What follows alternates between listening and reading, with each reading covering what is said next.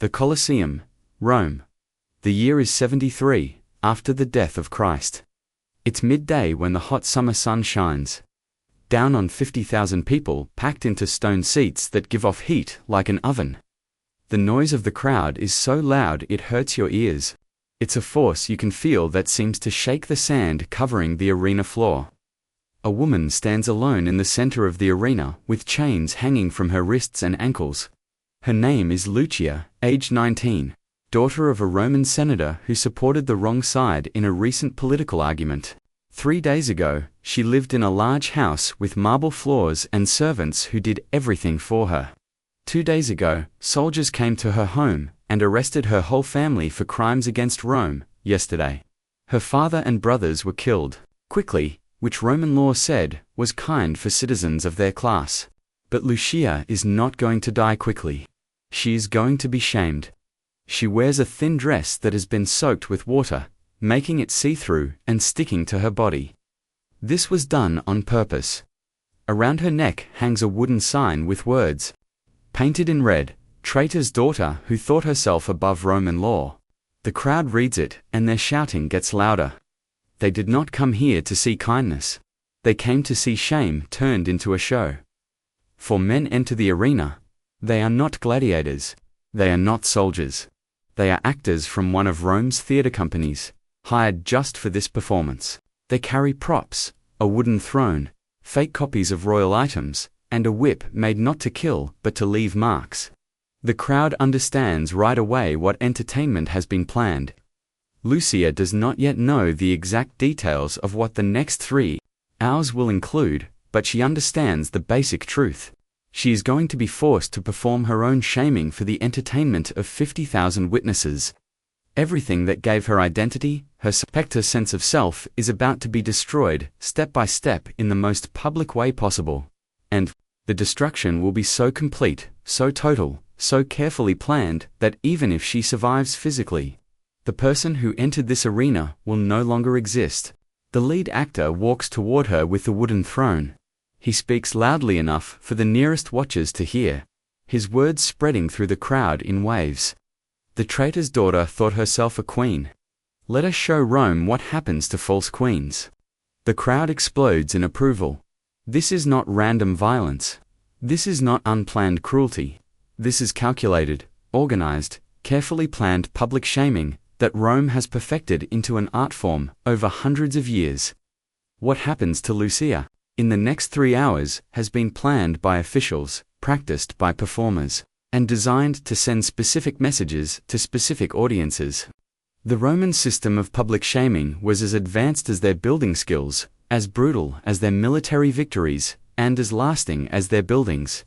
Here is what they never taught you about ancient Rome in history class. You know about the gladiator games, the chariot races, the bread and entertainment that kept the people happy.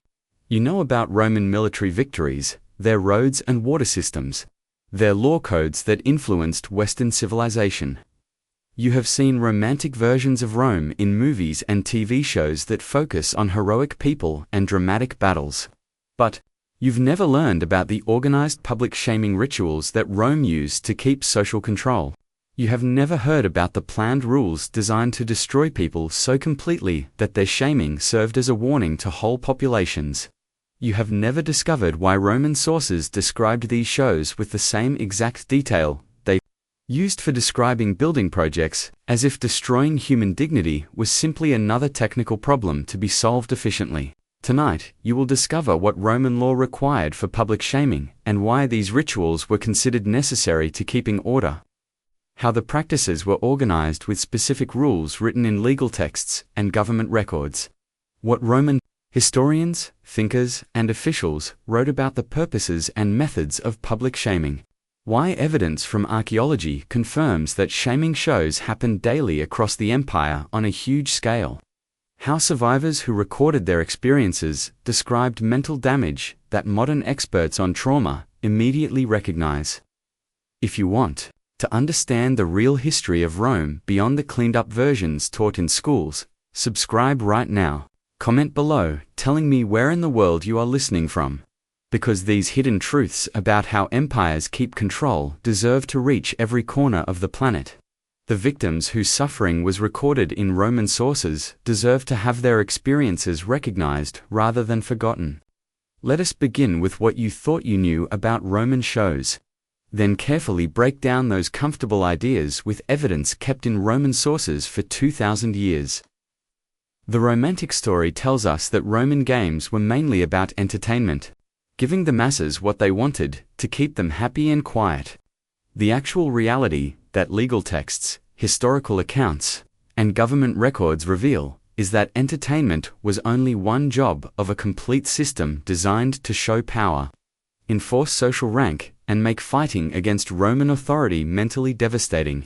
The size of Roman public shaming is hard for modern people to understand. Rome, at its strongest, ruled about 50 million people across an empire reaching from Britain to Mesopotamia, from North Africa to the Rhine. Keeping control over this huge territory with fairly limited military forces required advanced systems of mental control. Public shaming was not extra to Roman power, but central to it. The Colosseum in Rome, completed in 80 AD, could hold 50,000 watchers, but it was only the largest of hundreds of amphitheaters built across the empire. Every major city had places for public shows. Smaller towns had theaters or open spaces where shaming rituals could be performed for local audiences. The buildings required to carry out these systems empire-wide show their strategic importance to Roman government. The thinking behind it was advanced and openly discussed by Roman writers. Seneca, the philosopher, wrote a lot about the purposes of public shaming. He argued that watching the shaming of those who broke social rules made proper behavior stronger in watchers. Cicero, the speaker and statesman, discussed how public shows created emotional bonds between the state and the population through shared experience of watching punishment. Roman legal thinkers wrote that the harshness of punishment should match not just the crime, but also the social position of the criminal, with shaming serving as proper punishment for those whose crimes were against social order rather than against individuals. This shows something important. The Romans thought deeply about why they shamed people publicly. They studied it. They debated the best methods. They wrote essays about mental effects. This was not cruelty disguised as justice. This was social control carried out through carefully designed rituals. The legal framework set up specific categories of shaming for different crimes and different social classes. Roman law told the difference between citizens and non-citizens, between freeborn and freed, between upper and lower classes. The type of shaming thought proper changed based on these differences. A senator convicted of treason faced different shaming than a freedman convicted of theft, which was different shaming than a slave convicted of rebellion. The system was exactly set up to enforce rank. The money side made shaming shows profitable. The Roman state did not pay all costs. Wealthy people sponsored shows to gain political favor and public recognition. Business people bid for contracts to provide performers, animals, and victims. A complex market existed for supplying everything needed for detailed shaming rituals. This created money reasons for the system to grow rather than shrink. The government structure was large. Officials called aediles organized shows with power to get condemned criminals from prisons and to work with officials controlling animals and equipment. Record keepers tracked which criminals were scheduled for which shows, making sure human resources were used efficiently.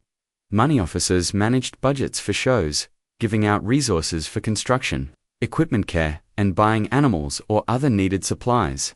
The written evidence survived despite 2,000 years because Romans did not think these practices were shameful. They wrote about them proudly in historical records, legal writings, thinking essays, personal letters, writing on amphitheater walls, and government records kept in stone and papyrus. When Roman historian Tacitus describes shaming shows, his tone is analytical rather than critical. When Pliny the Younger writes letters describing detailed shamings he watched, he treats them as important events worth recording for the future. When legal texts list proper shamings for various crimes, the language is exact and clinical. Modern historians, studying these sources with fresh views, recognize patterns that earlier generations overlooked.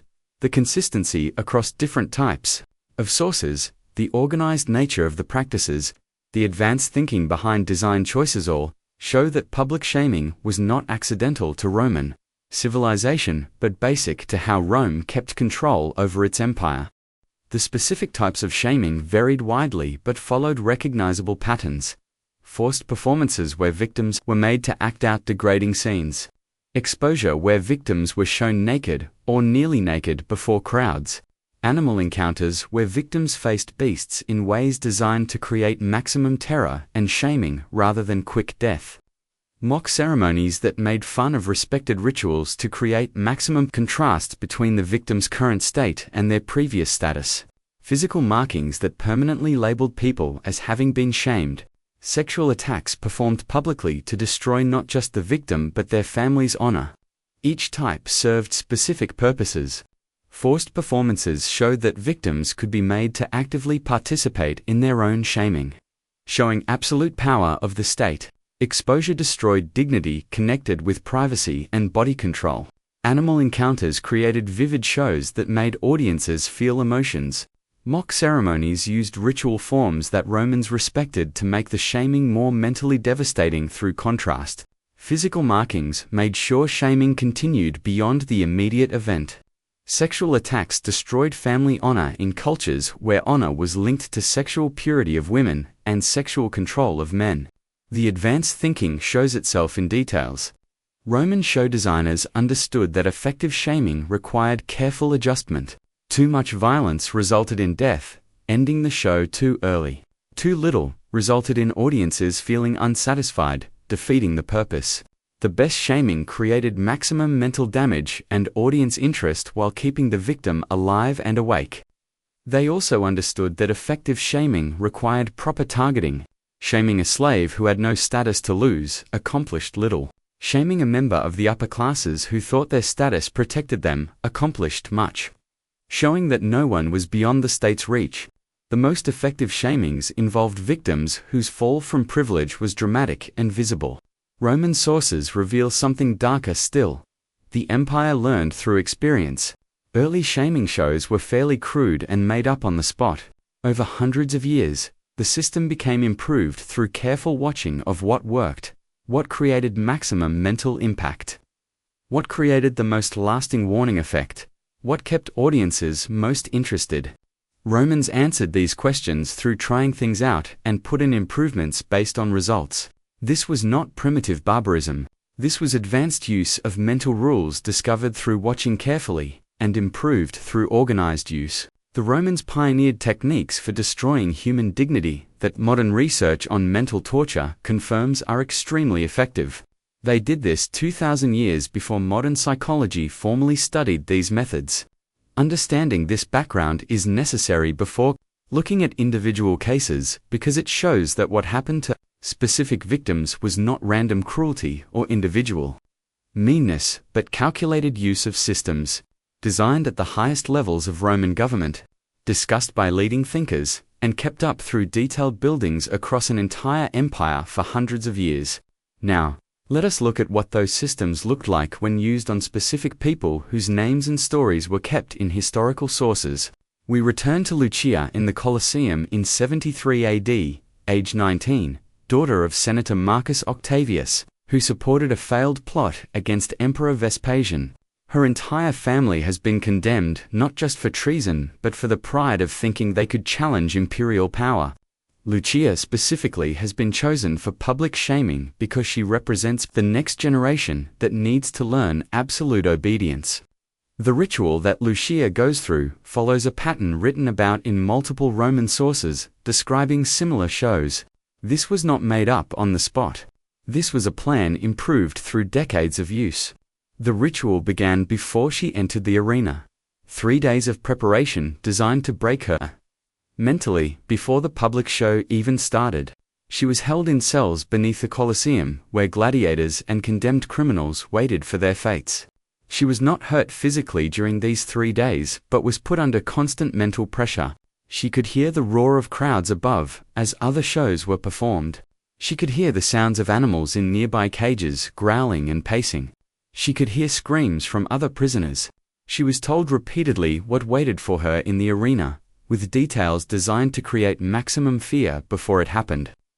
Sleep was interrupted randomly. Food was very little. The goal was to make sure she entered the arena already mentally broken, making the public ritual easier to carry out. On the morning of her show, she was bathed and dressed in the soaked dress. The see-through part was on purpose, creating immediate shaming before any public ritual began. The sign was hung around her neck, heavy enough to be uncomfortable, positioned to force her head down in a posture of obedience. When she was led through the tunnels toward the arena entrance, she had to pass other prisoners who would later face their own fates, serving as a warning to them of what public shaming included. The moment she entered the arena and 50,000 people saw her, the change from private person to public show was complete. Every person in the Colosseum could see her shaming. Many of them knew her family, knew her father, remembered when the Octavius family was powerful and respected. The contrast between her previous status and her current state was the necessary part that made the show work. The 4 actors who entered the arena were professionals who specialized in these performances. They were not making things up. They had a script, planned movements, specific moments they needed to hit for maximum audience interest.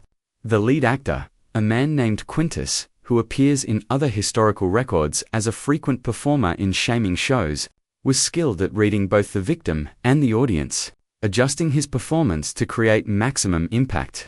The wooden throne was placed in the center of the arena. Quintus forced Lucia to sit on it, then said, in a voice trained to carry across the huge space, "Look at the daughter of traitors who thought herself worthy of commanding Romans." The crowd's response confirmed this line had worked effectively. What followed was a 3-hour performance that Roman records describe as a detailed show of fallen pride.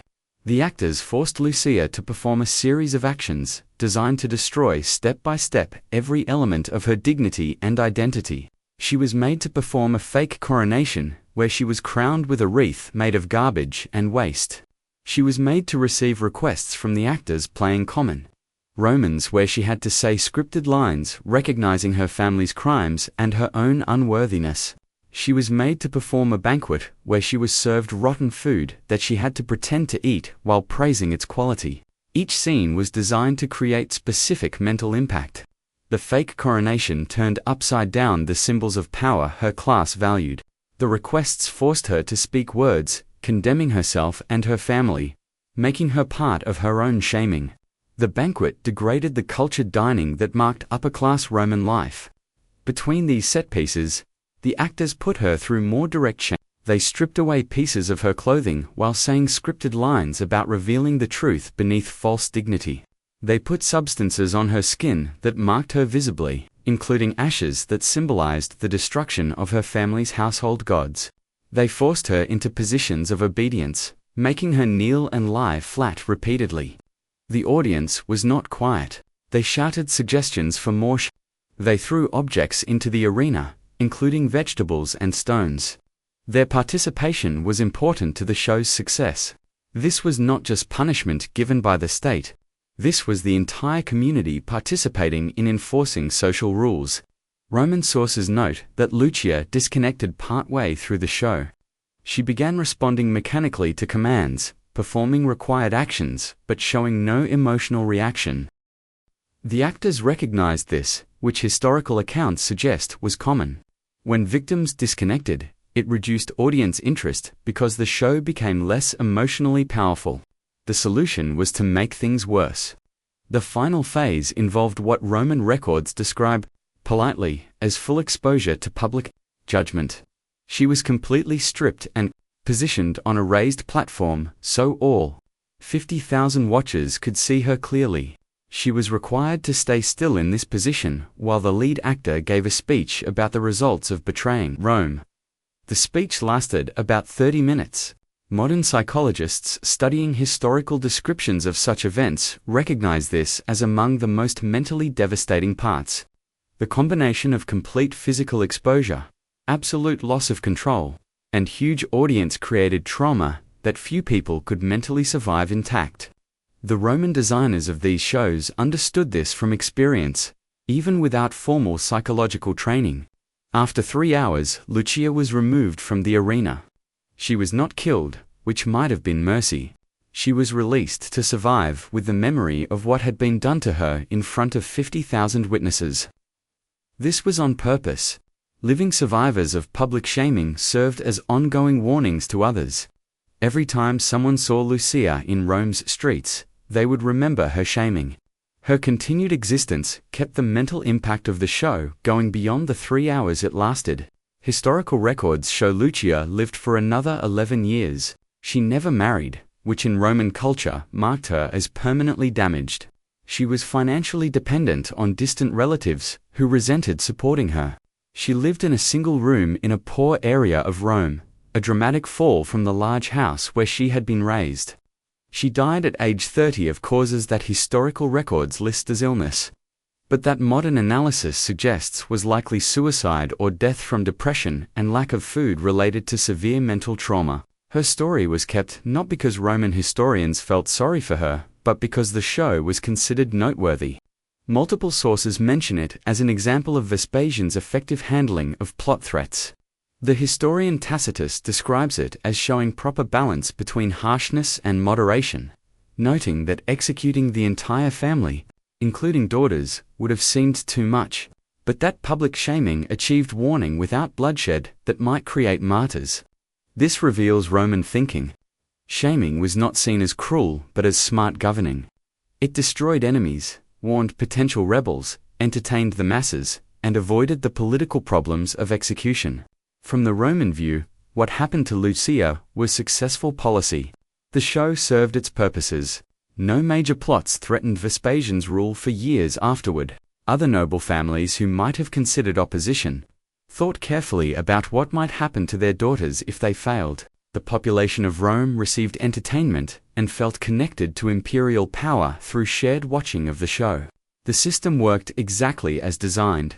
Lucia was one woman among thousands put through similar public shaming rituals during Vespasian's rule alone. Across the entire Roman Empire over its hundreds of years of existence, tens of thousands of people went through various forms of public shaming. What happened to Lucia was not unusual. It was standard operating procedure in a system that treated human dignity as a resource to be used for political purposes. Let us look at what happened when Rome conquered new territories and wanted to show its victory to the population. The triumph procession was among the most detailed shaming shows Rome produced, and it reveals the organized nature of Roman public shaming. A triumph was a ceremonial parade granted to victorious generals returning to Rome after major military campaigns. Only the Senate could grant this honor, and it was rare enough to be remarkable when it happened. The triumph of Titus, following the conquest of Judea in 70 AD, provides detailed records of how the system worked. The parade began outside Rome's sacred boundary and went through the city to the Temple of Jupiter on the Capitoline Hill. The route was about 3 miles long, lined with hundreds of thousands of watchers who gathered to see the show. The parade included military units, captured war treasure displayed on detailed floats, displays of defeated cities and battles, animals from conquered territories, and most importantly, prisoners. The prisoners marched in the parade in positions specifically designed to create maximum shaming. They were placed after the displays of captured wealth, visually comparing them with objects rather than people. They wore chains that were visible but not so heavy that prisoners could not walk, since collapsing during the parade would rob watchers of the full show. They were dressed in their native clothing, which Romans found exotic and therefore good for mocking. The positioning of specific prisoners was carefully set up. The highest-ranking captives, including royal families from conquered territories, were placed near the end of the parade, where anticipation had built to maximum levels. Lower-ranking prisoners marched earlier, serving as a warm-up to the main attractions. This ranking of shaming showed Roman understanding that effective shaming required proper targeting of high-status victims. Josephus, a Jewish historian who saw Titus's triumph parade, provides remarkable detail about what happened to the captured leaders of the Jewish revolt. Simon Bar Giora, one of the rebel commanders, was forced to march through Rome with a rope around his neck, symbolizing that he was literally captured prey. The rope was visible to all watchers, creating immediate visual communication of his defeat. As the parade reached the Forum, Simon was separated from the other prisoners. A Roman official read formal charges against him while he stood before the crowd that lined the route.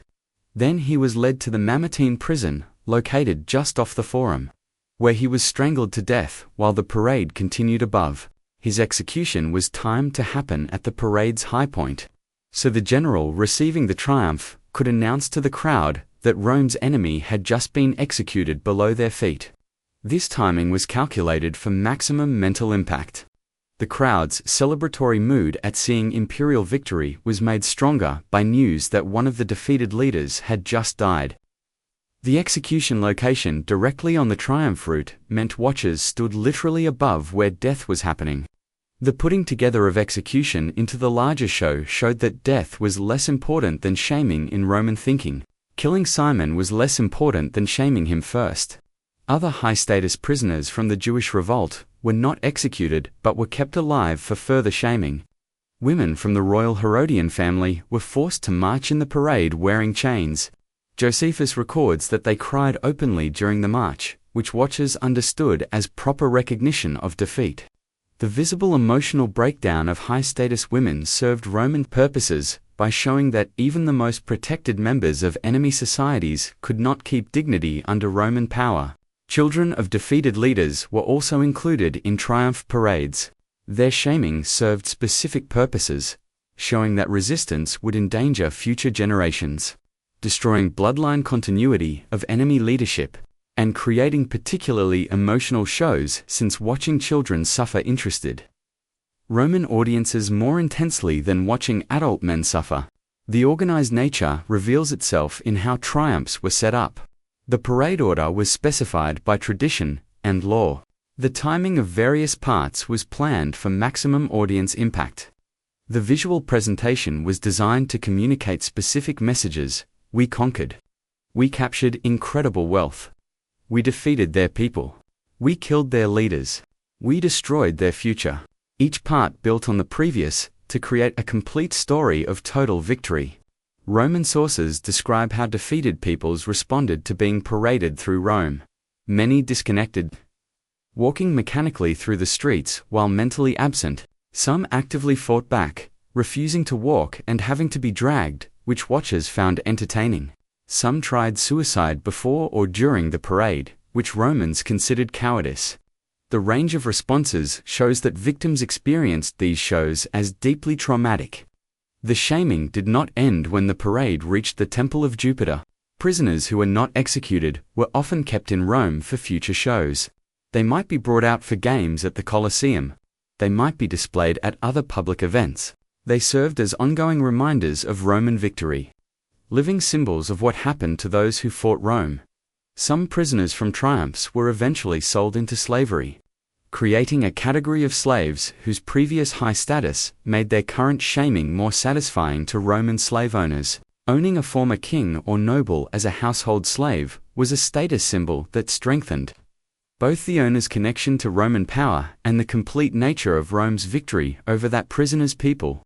The triumph parade system was used across Rome's expansion from the 3rd century BC through the 3rd century AD. Hundreds of triumphs happened during this period, meaning tens of thousands of prisoners experienced organized public shaming while millions of Roman watchers saw these shows. This was not occasional cruelty, but regular policy that Romans considered necessary to showing the benefits of military conquest to their own population. The mental impact on conquered peoples was written about by historians from those societies. Jewish sources describe the trauma of seeing their leaders paraded through Rome.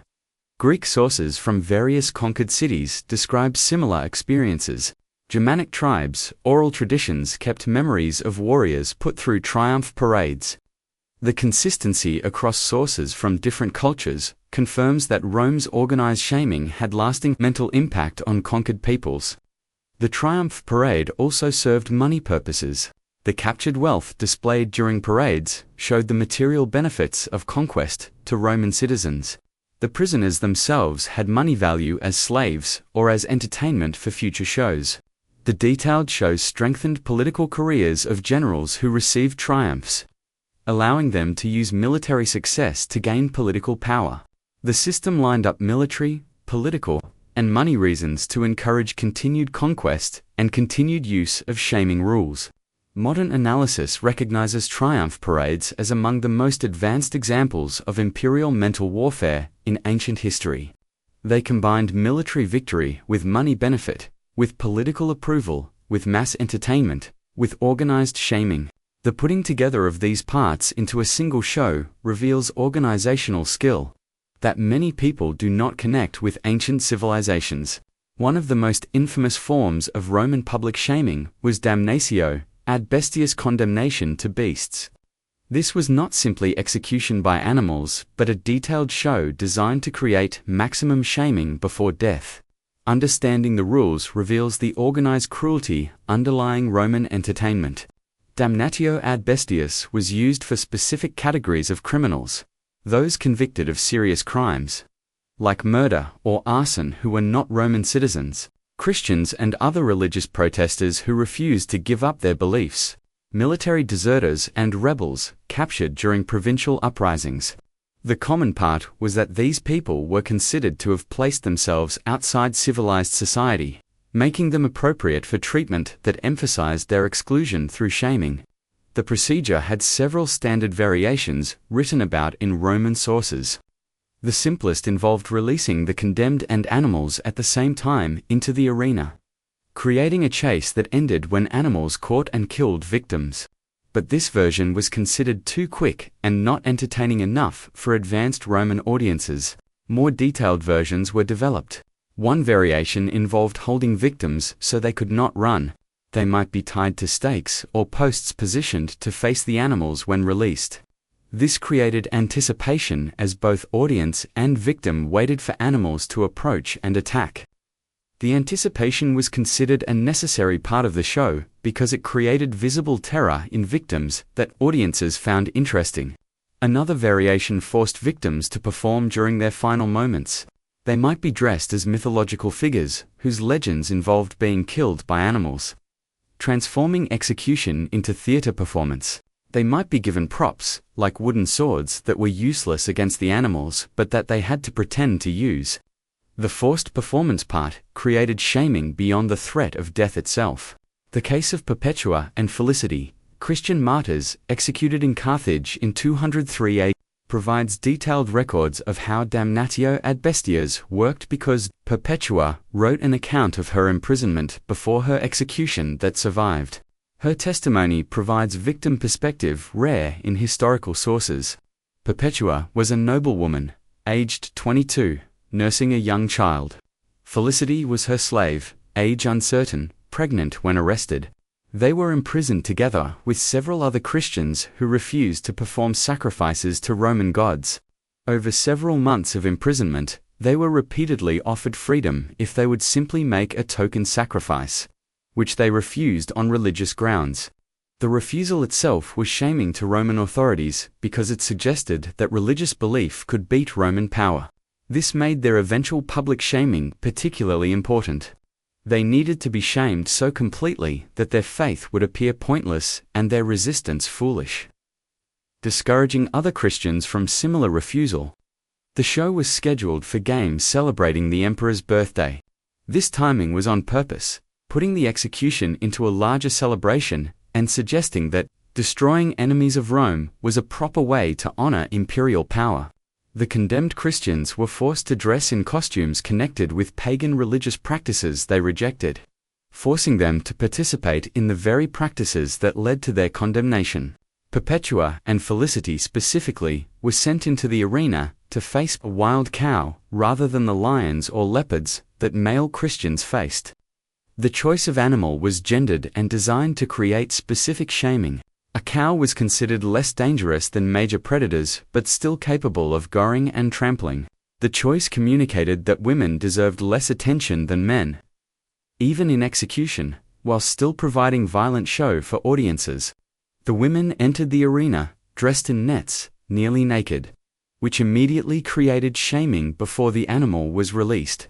Roman sources note that even the audience, which was used to violent shows, found the exposure of respectable women uncomfortable. This suggests the degree of shaming exceeded even Roman norms, which was apparently intentional to show what happened to those who rejected Roman authority. When the cow was released, it attacked Perpetua first, goring her and throwing her to the ground. She survived the initial attack and tried to help Felicity, who had been knocked down but not seriously injured. Guards stepped in to remove them from the arena because the cow had not killed them quickly enough and the show was dragging. This stepping in was not mercy but practical management of entertainment value. They were taken to a side area of the arena where demo-condemned prisoners who survived animal attacks were finished by gladiators with swords. Perpetua and Felicity were executed this way after the animal attack failed to kill them. The combination of animal shaming followed by direct execution created a two-stage show that some audiences preferred because it made the entertainment last longer. Perpetua's account describes her mental state during this process. She writes about feeling separated from her body, as if watching events happen to someone else. She describes focusing on her faith to keep mental wholeness in the face of absolute shaming. Modern psychologists studying her account recognize it as describing dissociation, a trauma response that allows people to survive unbearable experiences by mentally disconnecting from them. Her account also reveals Roman procedures before executions. The prisoners were given very little food during days of waiting, weakening them physically. They were held where they could hear but not clearly see what happened in the arena during other shows, creating fear before it happened.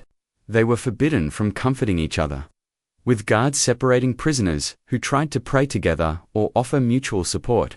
These procedures were designed to make sure victims entered the arena already mentally broken. The organized nature of damnatio ad bestias is written about in government records that survived. L'Neste, the officials who managed logistics, kept lists of which animals were available for which types of shows.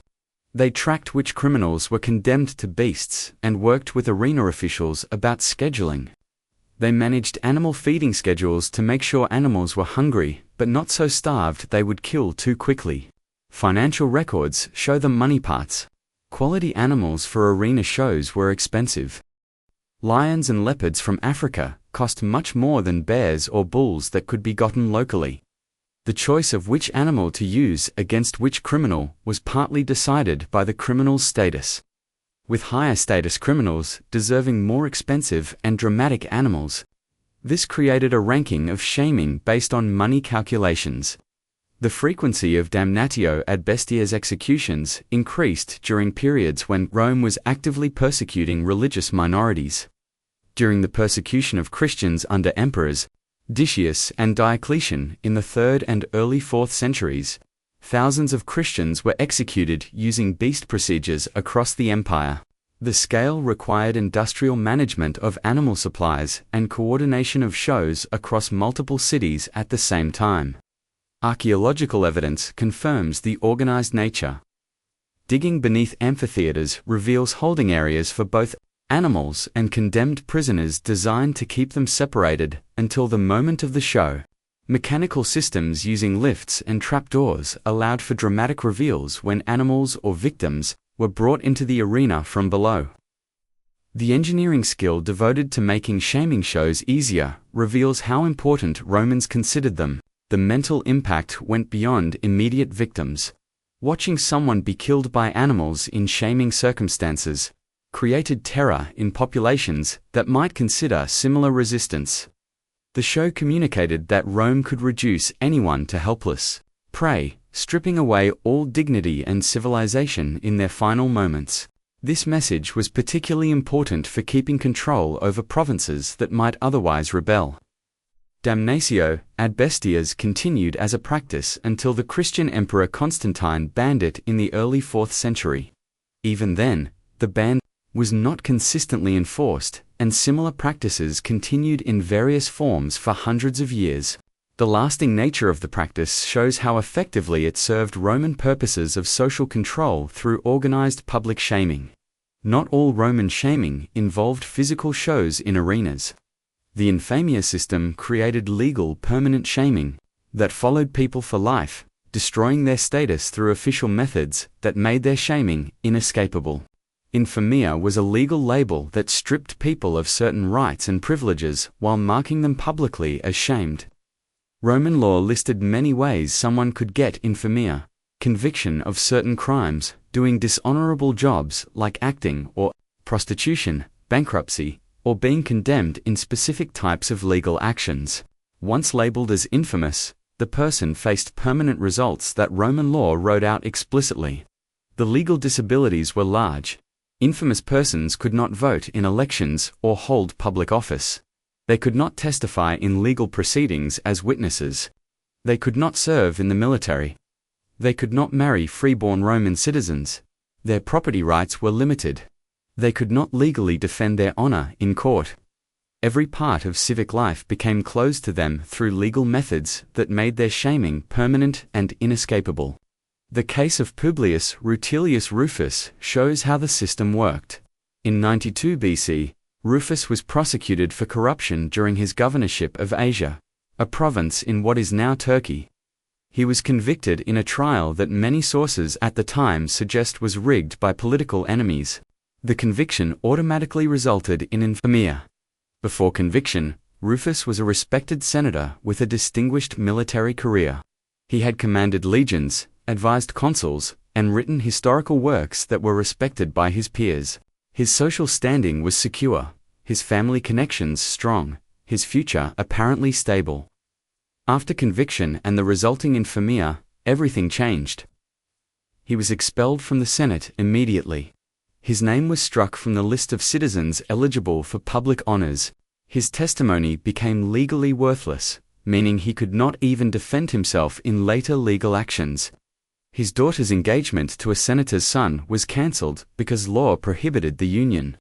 His clients, who had relied on his support, abandoned him because association with an infamous person damaged their own reputations.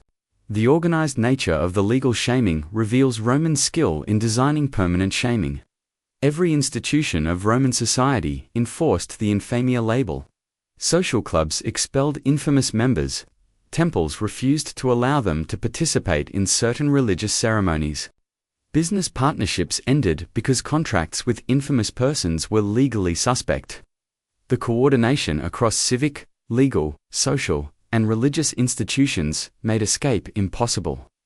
Rufus chose exile to avoid living under infamia in Rome. He moved to as ironically the province where his supposed crimes occurred and lived the rest of his life there.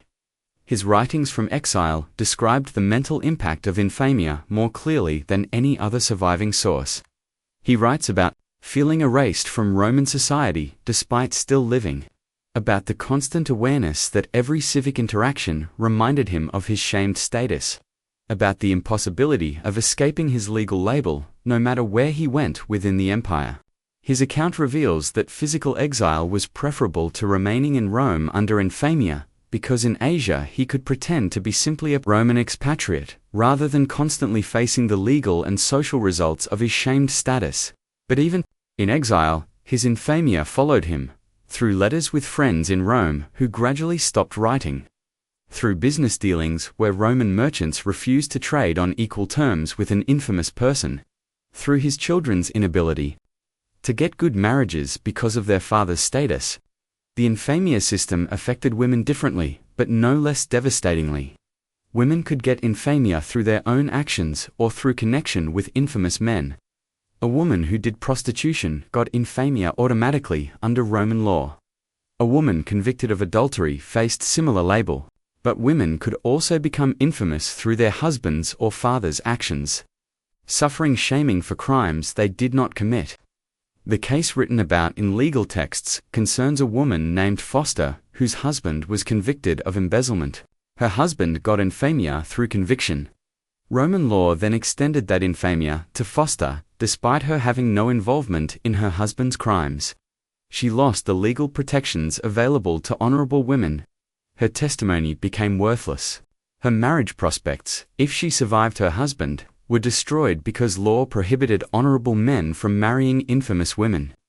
Legal scholars at the time debated whether extending infamia to wives was just, with some arguing it unfairly punished the innocent, but the practice continued because it served purposes beyond individual justice. Making families share in shaming created additional reason for Romans to avoid actions that might get infamia. It also showed that dishonor contaminated everyone connected with the dishonorable person, strengthening social pressure to avoid contact with the infamous. Children born to infamous parents faced particular difficulties. They did not automatically inherit infamia under most circumstances, but social stigma followed them regardless of legal status. Respectable families refuse marriage alliances. Educational opportunities were limited. Career prospects were restricted. The informal social results often mattered more than formal legal disabilities. The permanent nature of infamia was important to its job. Temporary punishment could be endured. Permanent shaming created ongoing warning effect that lasted the person's entire life and affected their descendants. Every day of an infamous person's life, they faced their lowered status. And everyone who met them was reminded of what happened to those who got Roman disapproval. The visibility of infamia was made sure through multiple methods. Court records listing infamous persons were posted publicly. Censors who kept citizenship rolls marked infamous persons specifically. Social occasions provided opportunities for the gap between famous and infamous to be shown visibly, with seating arrangements, order of service, and social differences, all strengthening the distinction. An infamous person attending a public event experienced constant strengthening of their shamed status through every interaction. The mental impact was written about by various writers who knew infamous persons. Seneca describes an infamous former senator he met who had become withdrawn and nearly frozen, unable to function because every part of life reminded him of his lost status. Martial, the satirist, writes about infamous persons being so desperate to escape their label that they would give everything they owned to anyone who could restore their honor. Which of course, no one could do because infamia was permanent under most circumstances. The system created its own category of suffering, distinct from physical punishment. An infamous person could be physically healthy, financially stable, surrounded by family, and still experience deep mental suffering from their legal and social shaming. The Romans understood that destroying status and dignity could be as devastating as destroying the body. And they designed the infamia system to cause that specific type of suffering in an organized way. The lasting nature of the infamia system, throughout Roman history, from early Republic through late Empire, shows its effectiveness at serving Roman purposes. It provided a method for permanent shaming that required no ongoing resources to keep up once put in place. It created lifetime warning to behavior Rome wanted to discourage. It strengthened social rankings by making the results of losing status visible and permanent. It was efficient, complete, and devastating in ways that made it one of Rome's most advanced tools of social control.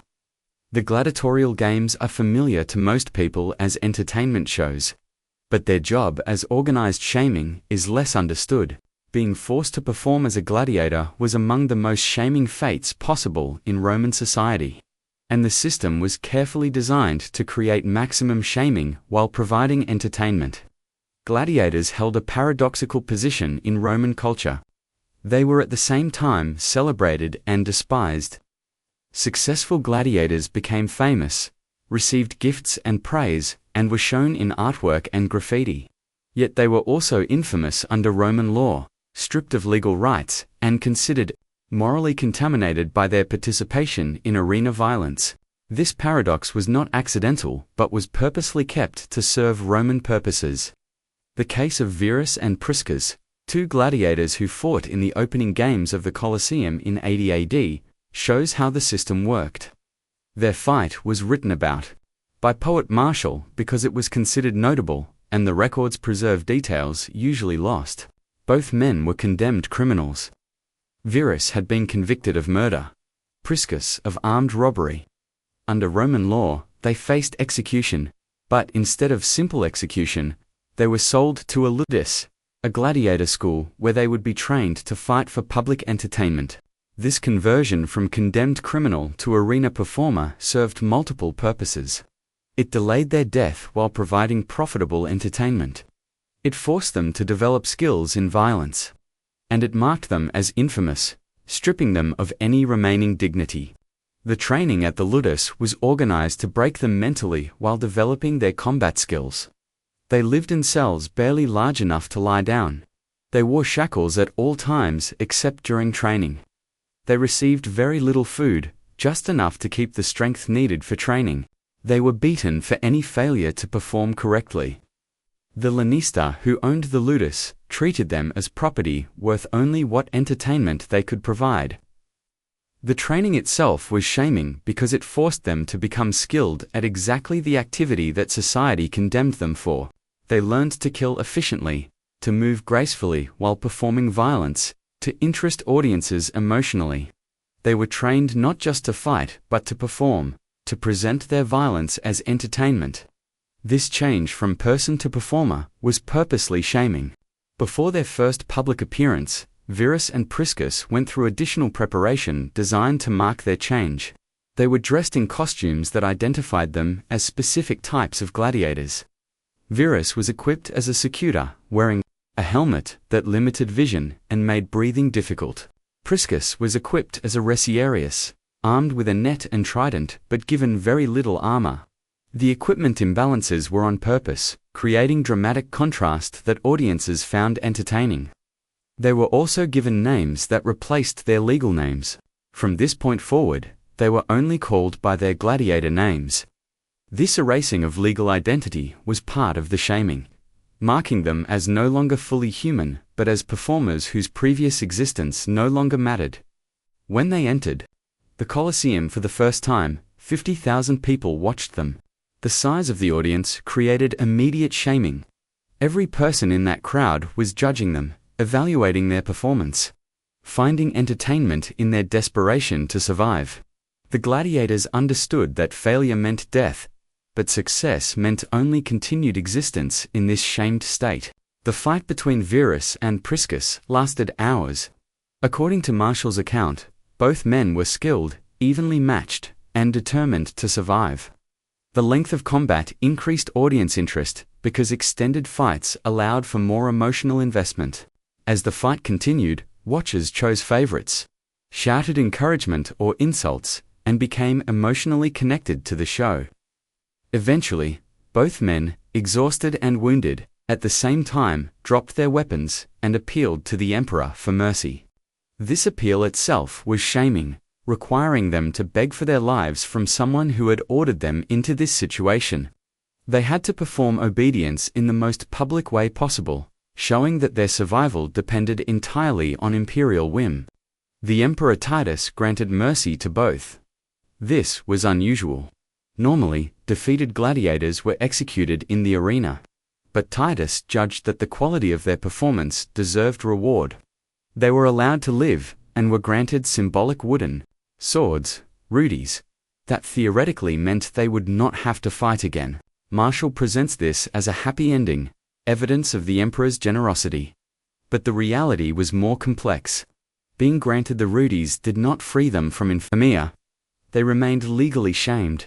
They remained property of the ludus owner, unless he chose to free them, which sources do not show happened. Their wounds from the fight left them with permanent injuries that affected them for their remaining lives. Most importantly, the mental damage of having performed desperate combat for the entertainment of 50,000 people remained. Surviving gladiators described the lasting trauma in the few sources where their voices were recorded. They spoke of nightmares where they relived fights. They described inability to form normal social relationships, because people either fetishized their arena experience or were repulsed by it. They explained that knowing they had killed other Menophan men who were also condemned criminals with no choice created guilt that was inescapable. The frequency of gladiatorial combat reveals the organized nature of this shaming. Major cities hosted games regularly. Rome had multiple amphitheaters that presented gladiator fights on a near-daily basis during some periods. Smaller towns had games during festivals. Over the hundreds of years of the Roman Empire, hundreds of thousands of men were forced to fight as gladiators. This was not occasional show but routine policy. The money system supporting gladiatorial combat reveals its calculated nature. Lannister invested in training gladiators because successful fighters created profits through victories and crowd appeal. They calculated that a gladiator needed to survive about 5 fights to become profitable after the initial investment in training. This money logic shaped how fights were done, with some fights designed to be fatal, and others designed to preserve valuable performers. The social system supporting the games reveals broad involvement.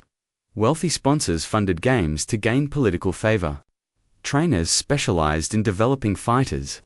Vendors sold food and programs. Prostitutes serviced watches before and after events. Entire economic sectors depended on continued supply of condemned criminals who could be changed into gladiators. The system created widespread reason for keeping practices that produced enough criminals to meet demand. The religious justification was that gladiatorial combat honored the dead and purified the community through ritual bloodshed originally. Gladiator fights were funeral games performed at burials of important persons. Over time, this religious origin became weaker, but the language of purification and honor remained. This allowed Romans to frame organized shaming and forced combat as religious duty rather than as cruelty. The legacy of the gladiatorial system went beyond Rome. As the empire expanded, amphitheaters and gladiatorial games spread to conquered provinces. Local elites in Gaul, North Africa, Spain, and elsewhere adopted the practice as a way of showing their Roman identity. The organized shaming through forced combat became a marker of Roman civilization that provincial cities copied to prove their participation in imperial culture. The mental skill reveals itself in details. The Romans understood that forcing someone to kill another person in front of a crowd created a specific type of trauma. They understood that requiring skilled performance rather than simple execution increased shaming. They understood that preserving some fighters while killing others created desperate hope that motivated better performances. They understood that the public nature of combat multiplied shaming greatly compared to private violence. All of these insights shaped how the gladiatorial system was designed and kept up. To understand Roman public shaming from a different angle, we must look at how Romans themselves viewed these practices. The satirist Juvenal, writing in the late 1st and early 2nd centuries AD, provides remarkable insight into how educated Romans thought about the shaming culture they participated in. Juvenal's satires are not documentary history, but social commentary written as poetry. However, his observations reveal attitudes that official histories often leave out.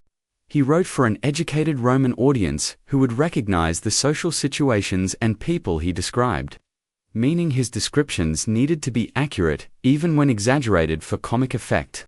In Satire 6, Juvenal describes women of the Roman elite who attend gladiatorial games and become sexually fascinated by the fighters. He presents this as scandal, as evidence of moral decay, as behavior that shames the women who do it. But his description also reveals organized parts of gladiatorial culture. He notes that some elite women pay to sleep with gladiators, seeking encounters with men who are at the same time famous performers and infamous shamed criminals. The paradox is what attracts them. According to Juvenal, the women are shaming themselves by contact with infamous persons, but the shaming is the appeal. The gladiators, meanwhile, participate because they are property who cannot refuse. Juvenal presents this as condemnation of the women, but his description reveals broader truth about how shaming culture operated. The organized shaming of gladiators created a category of persons who were available for exploitation exactly because their infamia meant they had no legal way to object. Elite Romans could use infamous persons however they wanted because those persons had no standing to object. In Satire 10, Juvenal examines political downfall and public shaming. He describes the fate of Sejanus, a powerful prefect under Emperor Tiberius, who was accused of conspiracy and executed in 31 AD. Juvenal focuses not on Sejanus's execution, but on what happened to his statues and representations afterward. Roman practice included damnatio, memoria, condemnation of memory, where a disgraced person's images were destroyed in an organized way. Sejanus's statues across Rome were pulled down by mobs who participated enthusiastically in this ritual destruction. His name was chiseled off inscriptions. His portraits in public buildings were painted over or removed. The organized erasing was designed to suggest that Sejanus had never existed, that his power had been an illusion. Juvenal describes crowds attacking Sejanus's statues with enthusiasm that exceeded what was necessary for simple removal. People spit on the bronze faces before they were torn down. They urinated on the fragments after destruction. They competed to show their enthusiasm for condemning Sejanus, because association with a condemned person was dangerous, while visible opposition to him was protective. This reveals how public shaming worked as social control beyond the immediate victim. Every Roman who participated in destroying Sejanus's memory was performing their own loyalty to the emperor. Those who refused to participate marked themselves as potential sympathizers. The shaming ritual forced mass participation, making every watcher involved and thereby bound to the power structure that ordered the shaming. In Satire 3, Juvenal describes the daily shamings of being a client dependent on a wealthy patron. The client must attend the patron every morning, waiting in crowds of other clients for a chance to be recognized. The patron gives out small amounts of money or food as gifts that clients must accept with exaggerated gratitude. The client must laugh at the patron's jokes, applaud the patron's speeches, agree with the patron's opinions, all while knowing that the patron views clients as barely human. Juvenal presents this as personal shaming, but the organized nature is clear. The patron-client system was basic to Roman social structure. Millions of Romans survived through these relationships of dependence and daily shaming. The system required constant performance of obedience by clients and constant show of superiority by patrons. Both parties understood the shaming nature of the interaction, but both participated because the system made survival dependent on compliance. What makes Juvenal's perspective valuable is that he condemns the shaming culture he describes, while at the same time participating in it. He attends the games, he criticizes. He seeks patronage while mocking the patron-client system. He lives in Rome while suggesting that life there is unbearable. His conflicted position reveals that even educated Romans who recognized the cruelty of their society felt unable to remove themselves from it. His satire too examines hypocrisy around sexual behavior, describing men who publicly condemn sexual immorality while privately doing behaviors they claim to despise. He describes public shamings of people caught in adultery or other sexual transgressions, noting that the loudest condemners are often later discovered doing the same things. This reveals that public shaming worked partly to allow Romans to perform virtue by condemning vice in others, regardless of their own behavior. The show created opportunity for audiences to feel morally superior to victims, to experience self-righteousness through watching shaming. This mental job helped explain why shaming shows were so popular. They allowed ordinary Romans to feel elevated through watching the fall of others. Juvenal's overall perspective reveals advanced understanding of how shaming culture operated. He recognizes that the shows serve political purposes, keeping the emperor's power through showing results for challenging authority. He understands that they serve social purposes, strengthening rankings by visibly showing what happens to those who break norms. He sees that they serve mental purposes, allowing watchers to experience emotional satisfaction through watching others suffering. But Juvenal also reveals the corrupting effect on the society that keeps such culture. He suggests that constant exposure to public shaming has made Romans callous, unable to feel appropriate sympathy for suffering. He argues that the shows have shamed watchers as much as victims because participation in shaming, even as observer, damages the humanity of participants. His Satire 15 describes an incident in Egypt where villagers cannibalized members of a rival village. Juvenal presents this as the ultimate example of human shaming, as behavior that places people below animals. But his description mirrors in miniature what Romans did in an organized way through public shaming shows. The same destruction of human dignity, the same reduction of persons to objects of violence, the same mob participation and cruelty appear in both his Egyptian example and in the Roman practices he elsewhere describes. This suggests that Juvenal, despite his participation in Roman society, recognized at some level that the shaming culture was basically shaming to everyone involved. His satires can be read as an extended argument that a society which routinely destroys human dignity through public shows has shamed itself, regardless of military power or cultural achievements. The keeping of Juvenal's satires shows that Romans found his observations entertaining even when critical.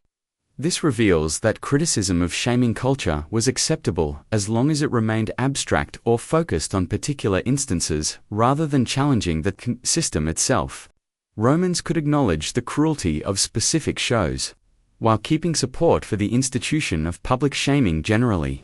Modern scholars studying Juvenal's work with awareness of trauma psychology recognized that his descriptions of how shaming affected both victims and watchers align with current understanding.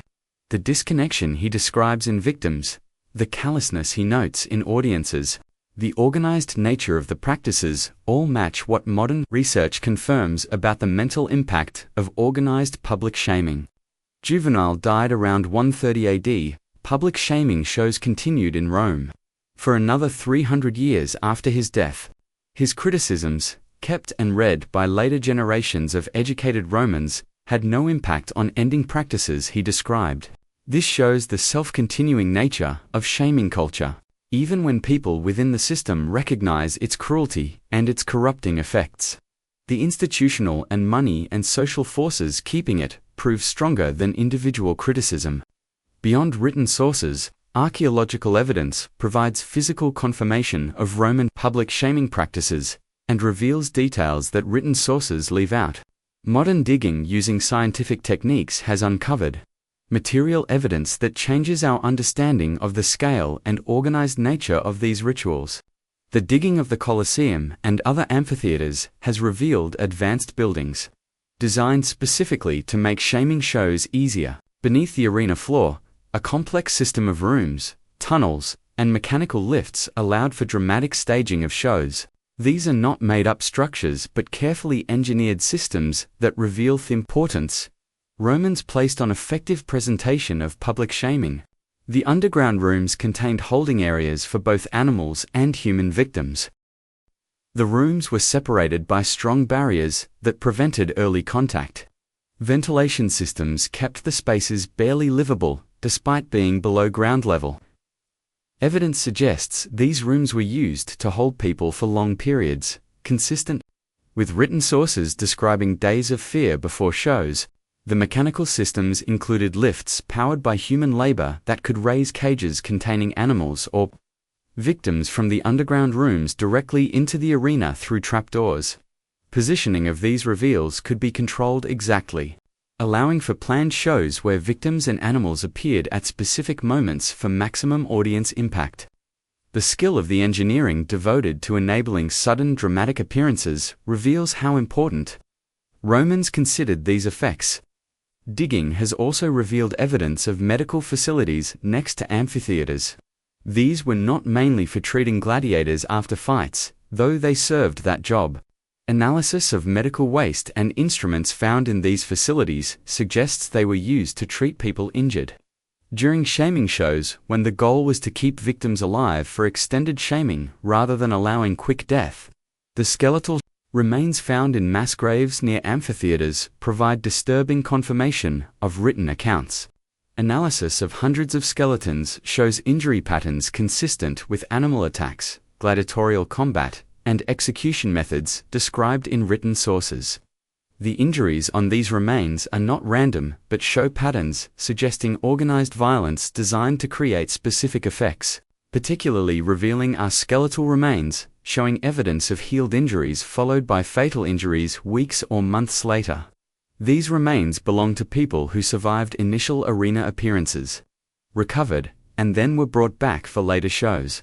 This confirms written accounts describing condemned criminals being preserved for multiple public shamings before final execution. Genetic analysis of skeletal remains has revealed that people from across the empire ended up in Roman arenas. DNA markers show individuals from Britain, North Africa, the Eastern Mediterranean, and Central Europe all died in Roman amphitheaters. This confirms the organized nature of triumph parades and arena shows that drew victims from conquered territories across the empire. The engineering of execution, crosses and stakes found in archaeological contexts reveals Roman skill in designing equipment for public shaming. These were not crude made-up structures, but carefully designed devices that supported bodies at specific angles for maximum visibility to audiences that prevented collapse or death before the intended moment. That could be reused efficiently across multiple executions. The standardization of designs across different cities shows centralized planning and coordination. Graffiti kept on amphitheater walls provides unique evidence of audience perspectives. Watchers scratched or painted messages during shows, some celebrating specific gladiators or condemning specific victims, others describing what they saw, others expressing opinions about the quality of entertainment. Analysis of thousands of graffiti examples reveals patterns in how audiences connected with shaming shows. The graffiti confirms that watchers were aware of and discussed the shaming part clearly. Messages mock specific victims by name, celebrate the shaming of famous persons, and express satisfaction at watching the fall of the previously powerful. This evidence shows that shaming was not an accidental side effect of execution, but was central to audience interest and satisfaction. Archaeological evidence of amphitheater seating reveals the social division of shows. Lower seats closest to the arena were reserved for elite Romans. Middle sections fit common citizens. Upper sections held non-citizens and slaves. The strict separation meant that every watcher's view of shaming shows was literally shaped by their social position, with those closest able to see details of victims suffering while those farthest away saw only the broad outlines of shaming. This building enforcement of ranking meant that attending shows constantly strengthened social structure. Elite Romans experienced their privilege through having the best views of suffering. Common Romans experienced their middle position through adequate but not best views. Slaves experienced their shaming through being forced to watch shows from the worst seats, while understanding that they themselves could easily become victims rather than watchers. The scale of amphitheater construction across the empire is itself archaeological evidence of organized policy. Over 400 amphitheaters have been identified in former Roman territories. Not all were as large as the Colosseum, but all were designed specifically to host public shows, including shaming rituals.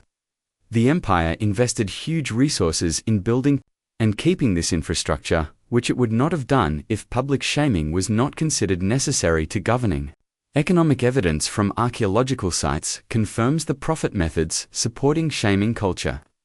Vendor areas around amphitheaters show standardized layouts optimized for selling food, wine, and souvenirs to show audiences. This commercial infrastructure shows that shows were not just political events, but an entertainment industry creating significant economic activity. The money reasons created by this industry helped keep going the shaming practices that drew audiences. Digging of wealthy Roman homes has revealed artwork showing arena shows, including mosaics showing specific gladiators, paintings representing triumph, parades, and sculptures of defeated enemies in obedience poses. This private art in elite homes shows that shaming shows went through Roman culture beyond the immediate events. The images served as ongoing reminders of Roman power and of the results of challenging that power. The keeping of human remains, with specific injury patterns in contexts suggesting respectful burial, shows that some victims of public shaming were later claimed by relatives and given proper burial. This shows that families kept connection to condemned relatives despite the public shaming, suggesting that social stigma was not always absolute and that some Romans kept humanity even within a dehumanizing culture. Analysis of tool wear patterns on execution devices reveals frequency of use. Crosses and stakes show wear consistent with being used multiple times per week over long periods. This physical evidence confirms written accounts describing daily or near-daily executions and shaming. Shows in major cities during certain periods. The scale shown by the physical wear patterns is staggering and confirms that public shaming was routine rather than occasional. Material evidence of resistance has also been found. Graffiti in holding cells beneath amphitheaters includes messages of defiance, prayers to various gods, statements of innocence, and curses against captors. These messages, kept for 2,000 years, provide direct testimony from victims about their mental states before being put through public shaming. The messages reveal terror, desperation, anger, and occasional defiance, humanizing people whom Roman culture was designed to dehumanize. The archaeological evidence changes our understanding by providing material confirmation independent of written sources. While texts could theoretically be exaggerated or biased, physical remains do not lie. The skeletal injuries, the building systems, the widespread infrastructure, the material cultural confirm that Roman public shaming happened on a huge scale with advanced organization exactly as written sources describe. Understanding individual cases reveals human cost. Understanding system infrastructure reveals how such practices became normal, accepted, and kept across an empire for hundreds of years. The Roman system for public shaming required infrastructure at multiple levels. Legal infrastructure included specific laws defining which crimes deserved which forms of public shaming, listing procedures for trials and sentencing, establishing authority chains for organizing shows, and creating the legal category of infamia that made certain persons subject to permanent shaming. This legal framework made organized shaming not random violence, but lawful procedure. Administrative infrastructure managed the logistics. Officials called aediles had legal power to organize shows, including power to get condemned criminals from prisons and to work with officials controlling animals and equipment. Clerks kept records tracking which criminals were scheduled for which shows, making sure human resources were used efficiently. Financial officers managed budgets for shows, giving out resources for construction, equipment care, and buying animals or other needed supplies. Physical infrastructure included the 400-plus amphitheaters built specifically to host public shows. The engineering skill of these structures, with their underground rooms, mechanical systems, and carefully planned sightlines, shows the importance Romans placed on effective presentation of public shaming. Cities also kept prisons near amphitheaters where condemned persons waited for their public shaming. Economic infrastructure created money reasons supporting the system. Wealthy sponsors funded shows to gain political advantage and public recognition. Vendors profited from selling goods to watchers. Lannistae, who owned gladiator schools, made income from training and renting fighters. Animal suppliers profited from capturing and moving beasts. Construction contractors built and kept amphitheaters. An entire economic sector depended on continued demand for public shaming shows. Training infrastructure made sure of consistency. Lannistae trained not just gladiators, but also personnel who managed shows. Executioners developed specialized skills in making suffering last without causing immediate death. Actors learned to perform in shaming shows. The standardization of techniques across the empire reveals organized training rather than made-up local variations. Communication infrastructure enabled coordination. The Roman road system and postal service allowed for orders from central authority to reach provinces efficiently. Reports from provincial governors described local shows to emperors, allowing central government to monitor use of shaming policies. This communication made sure that practices stayed consistent with imperial wishes rather than breaking up into purely local customs. Religious infrastructure provided ideological justification. Priests interpreted shows as sacred offerings to gods. Thinking schools developed arguments explaining why public shaming served moral purposes. Educational systems taught children that watching shaming of criminals was proper and helpful. This ideological superstructure made the practices seem natural and necessary rather than made up and optional. The putting together of these various infrastructures created a self-strengthening system where each part supported and strengthened the others. Legal authority provided legitimacy. Administration made sure of efficiency. Physical structures enabled use. Economic reasons motivated participation. Training kept standards. Communication coordinated action. Religion justified everything. The complete nature made the system resistant to reform because changing any single part was not enough to change the whole. The system operated successfully for over 600 years, from the early Republic through the late Empire. This long life shows that it was not dependent on particular emperors or particular circumstances, but was embedded deeply enough in Roman civilization to survive multiple crises, regime changes, and social changes. Public shaming was not extra to Rome, but central to how Rome worked as a society and as an empire. The mental skill of Roman public shaming reveals understanding of human nature that modern psychology has only recently made formal. Multiple methods combined to make these practices extremely effective at achieving Roman goals. Public nature was basic to mental impact. Romans understood that being shamed in front of huge audiences created qualitatively different trauma than private suffering. The presence of thousands of witnesses changed shaming from personal experience into social fact that could never be erased or denied. Every person who saw a shaming became part of its permanent reality. Status destruction was carefully targeted. Romans recognized that effective shaming required victims whose fall from previous status was dramatic and visible. Shaming someone who had no status accomplished little. Shaming senators, generals, wealthy merchants, or foreign nobility showed that no one was beyond Roman power, regardless of their previous position. Forced participation made victims involved in their own shaming. When condemned persons were required to perform in shows, to speak scripted lines condemning themselves, to actively participate in rituals that destroyed their dignity, they became mentally involved in their own shaming. This created self-blame and internalized shame that continued long after the immediate event. Unpredictability created learned helplessness.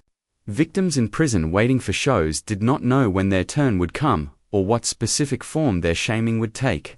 This uncertainty prevented mental preparation and created constant fear before it happened that was often more devastating than the actual event. Once in the arena, victims could not predict what would happen next, preventing any sense of control. Duration was set up for maximum impact.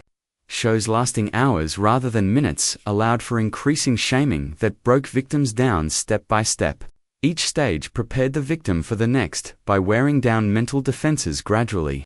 The extended duration also increased audience investment since they became emotionally connected with the unfolding show. Audience participation changed watchers into active parts of shaming. When crowds shouted insults, threw objects, or suggested additional shamings, they became doers rather than observers.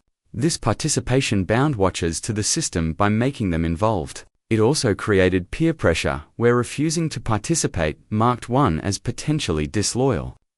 Violation of cultural values created maximum mental damage. Romans designed shamings to target whatever the victim's culture valued most. For peoples who valued warrior masculinity, shamings emphasized weakness and obedience. For cultures emphasizing female modesty, shamings involved public exposure.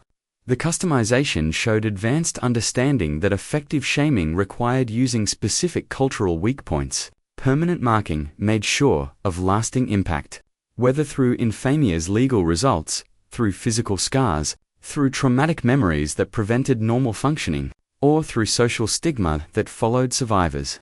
Roman shaming created effects that lasted long after immediate events ended. This permanent damage served as ongoing warning to others considering resistance. Creation of witnesses served strategic purposes beyond immediate entertainment. Everyone who saw a shaming show became a carrier of information about what Rome did to those who challenged authority. These witnesses spread accounts to friends and family, multiplying the warning effect far beyond the amphitheater. Organized nature prevented adaptation. If shaming practices had been consistent and predictable, victims might have developed mental defenses or coping strategies. But Romans varied the specific forms while keeping the basic shaming, preventing anyone from knowing exactly what to expect. This variation made mental preparation impossible. Modern trauma psychology confirms that. Roman practices used exactly the methods that research identifies as most mentally devastating. The Romans discovered, through watching carefully, what took modern science hundreds of years to understand through controlled research. The immediate legacy of Roman public shaming spread throughout the Mediterranean world and beyond. As Rome's cultural influence extended far past its military borders, even societies that successfully fought Roman conquest often adopted Roman practices, including organized public shaming, recognizing their effectiveness for social control. Medieval Europe inherited Roman legal traditions, including the infamia system. Church law put in similar concepts of permanent legal shaming for certain categories of sinners. Secular law kept public shaming as standard punishment for various crimes. The continuity reveals that Roman innovations in organized shaming became embedded in Western legal tradition. The show culture continued in changed form. Medieval public executions shared many characteristics with Roman arena shows: carefully staged performances, large audiences, extended duration, religious justification, and combination of execution with shaming. The methods changed, but the underlying logic remained Roman. Islamic civilizations that conquered former Roman territories also absorbed some practices. While Islamic law prohibited some Roman-style shows, public shaming remained accepted punishment for certain crimes. The influence was not complete adoption but adaptation of Roman techniques to Islamic legal and religious frameworks. Byzantine Empire, the direct continuation of Roman power in the East, kept many practices with changes reflecting Christian influence. Public shaming continued as standard punishment, though the religious justification shifted from pagan to Christian terms. The infrastructure of amphitheaters was gradually converted to other uses, but the culture of public shaming continued through other venues. The long-term mental impact on populations put through hundreds of years of organized public shaming is difficult to measure, but likely significant. Cultural attitudes toward authority, toward public shows, toward acceptable treatment of criminals, and social deviance all may have been shaped by Roman normalization of public shaming. The effects potentially passed across generations through cultural learning even after the specific practices stopped. Archaeological evidence provides material traces of legacy. Roman amphitheaters scattered across former empire remained as physical reminders of what Rome did. Some were repurposed for other uses, some fell into ruin, but all served as monuments to organized shaming that happened within them. The building legacy kept memory alive even when cultural practices changed. Genetic evidence from skeletal remains shows demographic impacts. The movement of condemned persons from conquered territories to Roman arenas for public shaming created patterns of genetic mixing visible in modern populations. This biological legacy continues in descendants of people whose ancestors were put through or watched Roman public shaming. Artistic and literary legacy made sure of cultural memory. Roman descriptions of shaming shows influenced later art and literature across Western civilization. The imagery of arena combat, of triumph parades, of public shaming appeared repeatedly in art and writing for hundreds of years after Rome fell. This cultural transmission kept Roman methods in collective memory. The normalization of organized shaming as entertainment created precedent that influenced how later societies approached punishment and shows the idea that destroying human dignity could be proper public entertainment, that watching suffering was acceptable recreation, that shaming could serve legitimate social purposes. These concepts became embedded in Western thought, partly through Roman example. Perhaps the most disturbing legacy is thinking and ethical. Roman thinkers developed advanced justifications for public shaming that influenced later moral thinking. Arguments about the purposes of punishment, about the relationship between individual suffering and social benefit, about the proper role of public shows in governing all, drew on Roman precedents. Some of these arguments continue to influence modern debates about criminal justice and about the proper bounds of state power. Understanding why much of this history was hidden reveals how societies cope with disturbing parts of their foundational civilizations. The Romans themselves did not hide these practices during their time. They wrote about public shaming proudly in legal texts, historical records, poetry, thinking essays, private letters, and monumental inscriptions. From Roman perspective, organized public shaming showed advanced civilization rather than barbarism. The problem of erasing arose after Rome's fall. Christian writers who kept Roman texts faced uncomfortable tension. Christianity emerged partly in reaction to Roman persecution, including Christians put through public shaming in arenas. Yet, Christianity also adopted Rome as foundational civilization after Constantine legalized the religion. Church fathers needed to keep Roman cultural heritage while condemning practices that had targeted Christians. The solution was selective keeping and emphasis. Christian scholars kept Roman legal texts and historical records but emphasized different parts. Texts describing military victories and legal innovations received more attention than texts describing shaming shows. The material existed but was not made a priority for copying and study. Medieval scholars who studied Roman civilization focused on parts relevant to their concerns: law, governing, military strategy, building, rhetoric. Public shaming shows seemed extra to understanding Rome's achievements and were not central to scholarly discussion. This created a pattern where the texts describing organized shaming survived but were not widely read or discussed.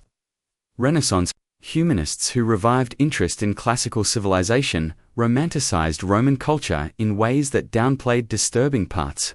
The revival of classical learning emphasized Roman contributions to art, literature, thinking, and governing.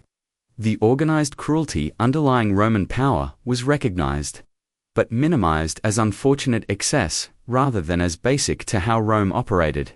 Enlightenment thinkers who used Rome as a model for republican governing needed to tell the difference between parts worth copying and parts to reject. They emphasized Roman law, Roman civic virtue, Roman military organization. They treated public shaming as aberration or as product of historical context that could be separated from valuable Roman innovations. This selective reading made it possible to respect Rome while ignoring organized practices modern sensibilities found repugnant. 19th-century imperialism created new motivations for selective interpretation. European powers building their own empires looked to Rome as precedent and justification. They emphasized Roman government efficiency, Roman engineering, Roman ability to govern diverse peoples. They were less eager to emphasize Roman methods of keeping control through organized public shaming, since those methods too closely resembled practices their own empires used. Academic professionalization in the 20th century set up norms about proper historical topics. Detailed examination of shaming and shaming fell outside these norms. Historians studying Rome focused on political history, military history, economic history, and social structure. The mental methods of Roman public shaming, and their role in keeping imperial power, did not fit established scholarly categories and received less attention. Recent decades have seen increased willingness to examine these parts honestly. Historians, influenced by trauma studies, by critical approaches to power, and by interdisciplinary methods, have begun studying Roman public shaming as central rather than extra to understanding how Rome worked. The sources were always available. What changed was willingness to make these disturbing parts a priority rather than treating them as uncomfortable side notes to more acceptable achievements. The pattern of selective keeping and emphasis reveals how societies manage difficult legacies. The information was never completely erased, but was de-emphasized, recontextualized, or simply not discussed in polite talk. The result was popular understanding of Rome that cleaned up or left out the organized cruelty underlying Roman power. Let us return to the Colosseum, where our story began, Lucia in the arena. 3 hours have passed since the show started. The sun has moved across the sky, the shadows have gotten longer, and Lucia has been organized destroyed. She can barely stand. The physical exhaustion from 3 hours of forced performance has left her shaking. She has been stripped of every element of dignity she had when she entered. The marks on her body will fade over time, but the mental scarring is permanent. The person who was Lucia no longer exists in any meaningful sense. The 50,000 watchers begin filing out of the Colosseum, satisfied with the entertainment they have seen. They discuss the show as they leave, debating whether the actors performed well whether Lucia's shaming was complete enough, whether the show matched previous events they have seen. To them, this was successful entertainment and effective showing of what happens to traitors' families. Lucia is removed from the arena by guards. She is not executed. She will be released to survive with the memory of what 50,000 Romans watched her experience. She walks out of the Colosseum into the streets of Rome, and every person she meets for the rest of her life will potentially recognize her as the traitor's daughter who was publicly shamed. The system worked exactly as designed. A powerful family that challenged imperial authority has been destroyed. The daughter who might have carried the family's future has been broken so completely she will never recover. Everyone who saw the show or heard about it from witnesses now understands more clearly what Rome does to those who resist. The population received entertainment and feels connected to the emperor through shared experience of watching his justice. Lucia survives for 11 years in poverty and isolation.